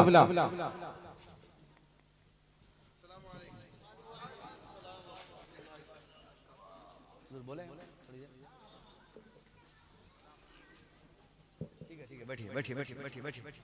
अब और ईमान और अकीदे की बातें सुनिए, बैठिए। नबी रहे हुजूर आला हजरत हुजूर समनानी मियां साहब क़िबला, अक्सर जलसों में मुलाकात होती है, इनका चेहरा देखता हूँ और वो वाकया ज़हन पे आता है। इतने बड़े हादसे से बचाना, वो औरंगाबाद के रास्ते में आज से 3-4 साल पहले की बात थी। ये सिर्फ अच्छाई करने के बदौलत उतना खतरनाक एक्सीडेंट होने के बाद भी हजरत बाल बाल बचे, महफूज रहे। अल्लाह ने दोबारा आपको हमारे बीच भेजा इसलिए ताकि हम इनकी बातें सुने, इनसे पैगामात अखज़ करें और मसल के आला हजरत का काम इनसे हो। तो आप इनको देखें, इनसे मोहब्बत फरमाएं। सरकार आला हजरत की जो भी औलाद आज जिंदा है, अल्हम्दुलिल्लाह वो हमारे अकीदे की मुहाफ़ज़त के लिए खुद एक बहुत बड़े जिम्मेदार है। बरेली को मरकज मानने की एक बड़ी वजह ये भी है। बरेली हमारा मरकज क्यों है? बरेली आपका मरकज है कि नहीं है? क्यों बरेली मरकज है? वहाँ खानकाहें हैं इसलिए क्या? नहीं, खानका होने की वजह से कोई जगह मरकज नहीं होती है। अगर खानका होने से किसी जगह को मरकज कहें तो बरेली से पुरानी पुरानी खानकाहें हमारी हिंदुस्तान में दूसरी जगहों पे हैं, उन जगहों को हम अपना मरकज कहते हैं। तो क्या मदरसे की वजह से? जवाब आएगा नहीं। बरेली से भी पुराने पुराने मदारिस हमारे दूसरी जगहों पे हैं, उन जगहों के मरकज कहते हैं, लेकिन फिर भी मरकज हमारा बरेली है। वजह क्या है? वजह ये नहीं कि बरेली खानकाह होने की वजह से मरकज है या कसरत मदारिस की वजह से मरकज है। बरेली अगर किसी एक वजह से हमारा मरकज है तो वो सिर्फ इसलिए कि पिछले 150 सालों से तकरीबन अहले सुन्नत वल जमात पर जिस कदर तूफान हुए, उनके ऊपर, उन ईमान और अकीदा के ऊपर जो हमले किए गए, इन हमले से मुसलमानों को बचाने के लिए 150 सालों में अगर आवाज उठाई गई, आवाज दबाई गई या आवाज बनकर हमारी हिफाजत के लिए वो आवाज सामने आई, तो कहीं और की आवाज नहीं, वो सिर्फ बरेली की आवाज। हर जमाने में रब का एहसान रहा है, किसी न किसी रहबर और रहनुमा को हमारे बीच अल्लाह ने भेजा। और अल्हम्दुलिल्लाह इस जमाने में तो सरकार सबनानी मियाँ, सरकार मन्नानी मियाँ, सरकार कायद मिल्लत, सरकारों का शहर अब बरेली बन चुका है माशाअल्लाह। एक न एक खतीब को, एक सुन लीजिए, या पीर को आप ऐसा अपने जलसों में बुलाएं जो ईमान और अकीदे की हिफाजत के लिए बच्चों को बताए। कोई कमी आप नहीं है, पैसे हैं, फैक्ट्रीज हैं, माल है, दौलत है, बंदे आपके पास काम करने वाले, बंदे मतलब वर्कर्स काम करने वाले हैं, सब कुछ है। मगर ईमानी अगर आपका इन्वेस्टिगेशन किया जाए, अकीदे की जांच पड़ताल हो जाए, तो 50% ईमान कमजोर, 50-80% अकीदा कमजोर। बहुत बड़ा तबका नौजवानों का आज इनको पता तक नहीं मसला क्या है, इनको मालूम नहीं कि आला हज़रत की खिदमत क्या है, इनको मालूम नहीं कि सरकार आला हज़रत ने पैगामात क्या दिए। इसलिए आप ईमान और अकीदे की हिफाजत के लिए आप एक खतीब को मुंतखब करें, एक हालात हाज़रा के लिए और एक ईमान और अकीदे की हिफाजत के लिए। आज हमारा ईमान आज जो हमारी सूरत हाल है, इस परिस्थिति की एक बड़ी वजह यह कि हमारा ईमान कमजोर है, हमारा अकीदा खराब है। आपने गरीब नवाज का जलसा लगाया, आज से 5 दिन पहले एक बड़े जलसे में मधुबनी शहर में मैं हजरत के सामने एक जलसे मैंने मौजूदगी में मैं कहा था कि आज हमारे बच्चे क्या कहते हैं, ये तो गरीब नवाज का हिंदुस्तान है, हम नहीं भागेंगे। गरीब नवाज को लोगों ने नहीं भगाया तो हमको कैसे भगाएंगे? हम हिंदुस्तान वाले हैं, गरीब नवाज की उठनी नहीं उठ पाई तो हम कैसे उठ पाएंगे? मैं कहूंगा साहब, वहां पे गरीब नवाज के ईमान और अकीदे और आपकी दीनी खिदमत का मामला था, अल्लाह का खुसूसी एहसान और फजल था कि आपके इशारे से बैठी हुई उठनी सारी ताकतें मुखालिफिन की सामने आ गई, ऊँटनी नहीं उठ पाई। और हम अगर इसी ख्याल में रहे कि हमारी भी ऊँटनी नहीं उठ पाएगी, हमारा घर नहीं टूट पाएगा, हम यहाँ से नहीं भगा पाएंगे, हमको लोग नहीं भगा पाएंगे, हम नहीं भग पाएंगे, तो ये सिर्फ खाम ख्याली है, ये सिर्फ हमारी सोच है। हम सिर्फ एक रंगीन दुनिया का ख्वाब देख रहे हैं, ऐसा कुछ नहीं। ये जालिम, ये मुखालिफिन, ये आपके दुश्मन आपको अगर भगाने पे आ जाए, मैं कसम खा के कह सकता हूँ 5 से 10 मिनट काफी है इनके लिए आपको तबाह करने के लिए। क्योंकि आपको जो बरकतें मिलती थी, जो आपको दौलतें मिलती थी, जिसकी वजह से आप और हम महफूज थे आज तक, वो मामला ईमान का था, वो मामला अकीदे का था। हमारा ईमान खराब हुआ, हमने अपने अकीदे खराब किए, और ईमान अकीदे की खराबी के बाद अमली दुनिया में, जाहिरी दुनिया में भी हमारे पास कोई काम नहीं। जहालत हमारे पास, बर्बरियत हमारे पास, बदतमीजी हमारे पास, बेहयाई हमारे पास। वो कौन सी ताकत है जिस ताकत की बुनियाद पर हम कह सकते हैं कि साहब हम दुश्मनों से बेहतर, हम मुखालिफिन से बेहतर, हम उन बदमाशों से बेहतर? कोई कुव्वत नहीं सिवाय इसके कि हमारे पास टूटा फूटा ईमान है, और वो भी ईमान अब इस हालत में है, कब रुखसत हो जाए पता नहीं। हमने ईमान को महफूज करने का कोई काम नहीं किया, यानी हम जाहिरी और बातिनी दोनों एतबार से आज कमजोर हो चुके। जाहिरी कमजोरी तो मैंने ईमान की कमजोरी बताई, बातिनी कमजोरी हमारी क्या है? आज हमारे बच्चों में तालीम नहीं। आज इतना बड़ा मजमा है, इसमें से शायद कोई शख्स ऐसा होगा जिनके दिमाग में ये बात आती होगी साहब कि मेरा बेटा भी डॉक्टर बनेगा, अच्छा डॉक्टर बनेगा, ऑफिसर बनेगा, प्रोफेसर बनेगा। नहीं, हमने मजदूरी की जिंदगी भर और अपने बेटों को हमने मजदूर बनाने के लिए राह हमवार कर दी। हमने ये फैसले कर लिए कि कलकत्ता में हमारी फैक्ट्री है, मेरा बेटा पढ़कर क्यों आगे बढ़ेगा। हमने ये फैसले कर लिए कि हम मजदूर बेटा मजदूर, हम मजदूरी करने वाले बेटे मजदूरी करने वाले, जिसके तनाजुर में आज हमारा पूरा माशरा जाहिलों के माशरे में तब्दील हो गया।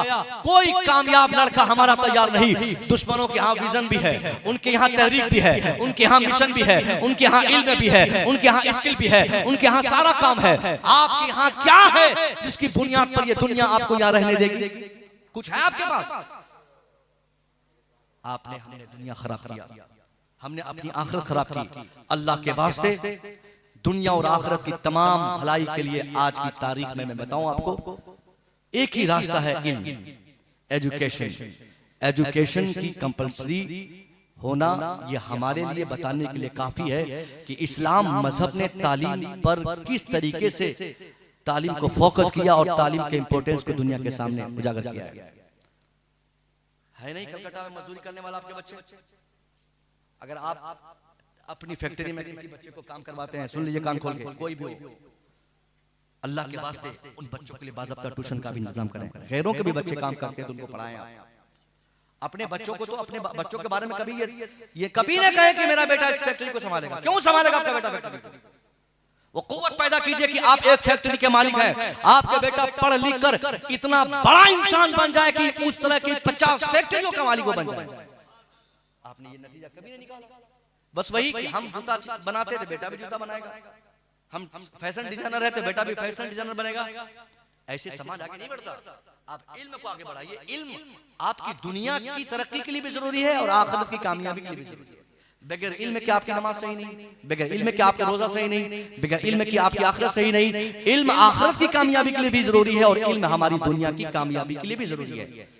ये चंद ऐसे ख्यालात थे मैंने जो आपके दिमाग तक पहुंचाए। नारे तकबीर, नारे रिसालत, मसलके आला हजरत, उलमाए अहले सुन्नत, उलमाए मगरिबी बंगाल, हजरत अल्लामा रिजवान अहमद साहिल बरकाती साहब किबला, हजरत अल्लामा अहमद रजा मिसबाही साहब किबला, हजरत हाफिज साजिद रजा साहब किबला, हजरत हाफिज सैफ रजा साहब किबला।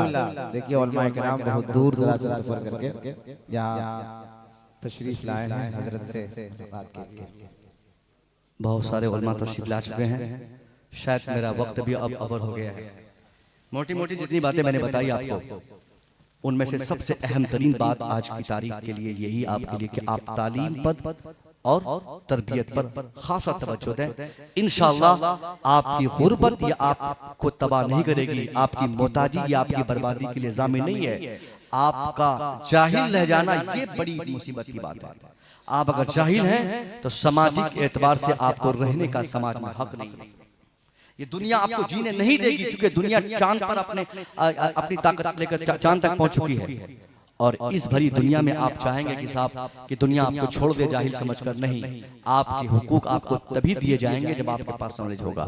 अपने बच्चों को ईमानदारी से पढ़ाएं और जितनी ईमानदारी से उसको आप पढ़ाएं उससे ज्यादा कहीं ईमानदारी से उन बच्चों की तरबियत करें, उन बच्चों की निगाहदाश्त करें, उनकी सुबह देखें, उनकी शाम देखें। आप जिम्मेदार हैं, आप देख सकते हैं। ये जिम्मेदारी आप ही पर छोड़ी गई है। किसी मस्जिद के इमाम को यह हक नहीं कि वो आपके बेटे की पॉकेट चेक करे कि सिगरेट पीता है कि नहीं, गाया पीता है कि नहीं, भांग खाता है कि नहीं। कोई मौलवी साहब मार्केट में डंडे लेकर नहीं घूमेंगे कि किसकी बेटी बगैर दुपट्टे के आ गई, कौन जींस पहनती, कौन टी शर्ट पहनती, कौन बेहयाई करती, कौन गैरों के बाइक पे भागती, कौन किसके साथ घूमती। नहीं, ये सब आपको देखना है। जिस दिन आप देखना छोड़ देंगे, आज आपकी बेटी 10 साल है, जब वो बेटी 18 साल होगी उस वक्त आपको पता चलेगा। फिर वो बेटी किसी मनचले का हाथ पकड़ के आंगन में आकर आपसे कहेगी, अब्बा ये मेरे सपनों का शहजादा, आप निकाह करवाइए वरना मैं किसी कोर्ट में जाकर वकील को पकड़ के निकाह करूंगा। ये हालात बदलते जा रहे हैं। अल्लाह के वास्ते इन सारी चीजों पे आप ध्यान दें। आपके बच्चे, हमारे बच्चे बिगड़ रहे हैं और इस बिगाड़ से रोकने के लिए नबी ने जो फरमाया था, मन रा बिनकुम मुनकरन फलयुगय्यिरहु बियदी, इस पर हम अमल करें, अपने हाथ की कुव्वतों का इस्तेमाल करें। क्या मतलब? लाठी, डंडे, जूते, चप्पल जो उठाना पड़े। मैं अक्सर कहता हूं पहली गलती माफ करने की नहीं होती है। पहली शाम को आपको किसी ने कहा कि आपका बेटा ताड़ी पिया है, शराब पिया है, सिगरेट पिया है, आप ये मत बोलिए कि कल से नहीं पीना है, नहीं तो बहुत मारेंगे। नहीं, आज पहले मार दीजिए कायदे से उसको, बाद में उसको माफ कीजिएगा। अगर आज सिगरेट पीकर घर आने वाला बेटा, रात के 1 बजे अय्याशी करके वापस आने वाला बेटा, उसको अगर उसी रात को आपने कॉलर पकड़ के उसको बीच चौराहे पर 10 लोगों के सामने आकर अगर आपने जूते से 50 जूते गिनती के साथ उसके सर पे अगर आपने पैदल पे मार दिया सिगरेट पीने की गलती में, तो कसम खा के आप ये एतमाद अपने दिल में पाल सकते हैं कि पहली गलती पर जोरदार सजा देने की बुनियाद पर आपका बेटा जब तक जिंदा रहेगा वो तो सिगरेट पिएगा ही नहीं, और ये भी कि जो भी उसका दोस्त सिगरेट पिएगा वो उससे भी ना। ये जब आप सख्त कदमी के साथ अपने बेटे का इस्तेमाल करेंगे घर पे, तब 1 बजे रात में बेटा घर वापस आता, बाप मोहब्बत से दरवाजा खोलता, खाना परोसता। सुबह बेटी स्कूल के नाम पे 6 बजे घर से जाती, शाम को 7 बजे घर वापस आती स्कूटी लेकर, बाप नहीं पूछता। मार्केटिंग के लिए, शॉपिंग के लिए 1 घंटे के लिए जाती है, आप जाते पीछे। अरे आप कभी अपनी बेटी को कहे कि नहीं, खिलाता मैं हूँ, खाना मेरी मर्जी से बनता, घर की खर्ची मैं चलाता हूँ, बाप मैं हूँ, पैदा मैंने की है, तेरी नोरिशमेंट की सारी जिम्मेदारी मेरे कांधे पर है। तू कौन होती है मॉल जाकर अपनी पसंद से तू कपड़ा खरीदेगी? नहीं, तेरी पसंद इस घर में नहीं चलेगी, मेरी पसंद से काम होगा। जिस तरह मैंने पसंद किया तो तू पैदा हुई, अब तेरी पसंद, तेरी मर्जी, तेरी शादी के बाद अब तू मॉल नहीं जाएगी। अगर तू जाएगी भी तेरी बहन साथ जाएगी, तेरा भाई साथ जाएगा, या तेरी माँ साथ जाएगी, मैं तुझे अकेला तन्हा मैं नहीं भेज सकता कहीं, न पढ़ने के लिए न कहीं मार्केटिंग करने के लिए। जिम्मेदारी के साथ अगर आपने हमेशा अपनी निगाह दौड़ाई तो आपकी बेटी भी बदलेगी, आपका बेटा भी बदलेगा, और इस्लामिक माहौल में हम तब्दील हो जाएंगे। फिर हमारी दुनिया और आखिरत दोनों जगहों की कामयाबी हमें मिलेगी। अस्सलाम वालेकुम।